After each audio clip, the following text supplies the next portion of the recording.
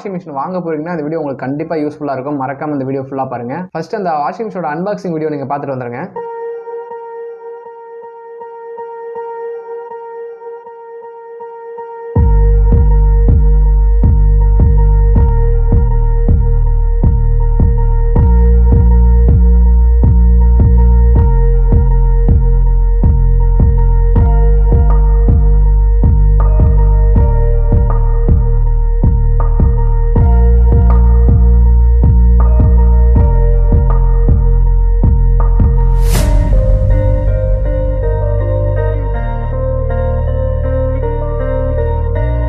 First விஷயம், நாங்கள் வந்து எங்களோட பட்ஜெட்டை முடிவு பண்ணோம். அதாவது எங்கள் பட்ஜெட் எவ்வளோனா 20,000 to 25,000 இதுக்குள்ளே தான் எங்கள் பட்ஜெட்டு. இந்த பட்ஜெட்டுக்குள்ளே தான் நாங்கள் வாஷிங் மிஷின் வாங்கணும்னு போயிருந்தோம். ரெண்டாவது விஷயம் என்னென்னா, என்னோட வாஷிங் மிஷினோட எக்ஸ்பெக்டேஷன் என்ன மாதிரி இருந்துச்சுன்னா, வாஷிங் மிஷினில் துணியை போட்டோம்னா அதுவே துவைச்சி பிழிஞ்சு கொடுத்துடணும்.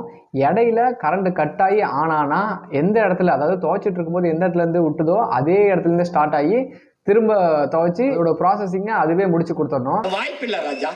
இந்த மாதிரி ஒரு எக்ஸ்பெக்டேஷனோட தான் நாங்கள் போயிருந்தோம். நாங்கள் போன உடனே நாங்கள் பார்த்த கம்பெனி வந்து எல்ஜி பார்த்துருந்தோம்.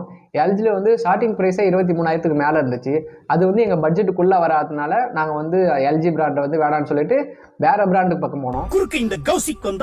அப்போ நாங்கள் பார்த்த கம்பெனி தான் வால்ஃபுல் கம்பெனி.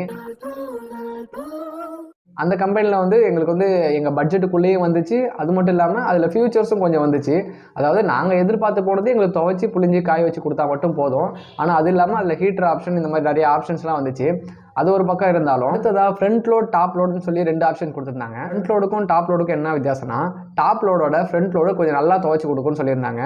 அதுவும் இல்லாமல் ஃப்ரண்ட் லோடு வந்து ப்ரைஸ் வைஸ் ரொம்ப அதிகமாக சொல்லியிருந்தாங்க. எவ்வளோ சொல்லியிருந்தாங்கன்னா 30,000க்கு மேலே சொல்லியிருந்தாங்க ஸ்டார்டிங்கு.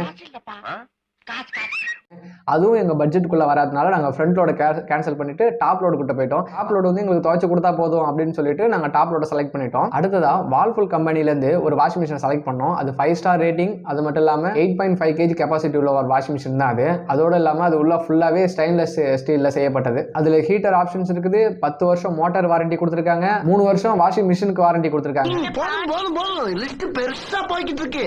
நாங்கள் ஒரு வழியாக அந்த மிஷினுக்கு வந்து புக் பண்ணிட்டு வந்துட்டோம். நாங்கள் வந்து ஒரு 9 மணிக்கு வாஷிங் மிஷினை புக் பண்ணிவிட்டு வீட்டுக்கு வந்தோம். காலையில் ஒரு 11 மணிக்கு வாஷிங் மிஷினை வந்து டெலிவரி பண்ணியிருந்தாங்க. டெலிவரி பண்ணிவிட்டு அதை ஓப்பன் பண்ணுறதுக்கு ஈவினிங் தான் ஆள் வரும்னு சொல்லியிருந்தாங்க. அதே போல் 4 மணிக்கு ஒரு அண்ணன் வந்து ஓப்பன் பண்ணி அதோட ப்ரோக்ராம்ஸ் எல்லாமே சொல்லி கொடுத்துருந்தாங்க. என்னோட ஒய்ஃப் தான் சொல்லி கொடுத்தாங்க, நாங்கள் வீட்டில் இல்லை. அதில் அந்த அண்ணன் ஒரு விஷயம் சொல்லியிருந்தாங்க. எங்களோட வாட்டரை செக் பண்ணிவிட்டு அதில் பிஹெச் லெவலும் டிடிஹெச் லெவலும் ரொம்ப அதிகமாக இருக்குன்னு சொல்லி அவங்க வந்து ஃபில்டர் வந்து கம்பல்சரி போட்டு ஆகணும்னு சொல்லியிருந்தாங்க. அந்த ஃபில்டரோட ரேட் எவ்வளோனா, ஒரு ஃபில்டரோட விலை 2,000 சொல்லியிருந்தாங்க. எங்களுக்கு வந்து சஜஸ்ட் பண்ணுறது டியூவல் ஃபில்டர் போடுங்க, அதுதான் ரொம்ப நல்லது அப்படின்னு சொல்லியிருந்தாங்க. ஏன்னா எங்களோட டிடிஹெச் லெவல்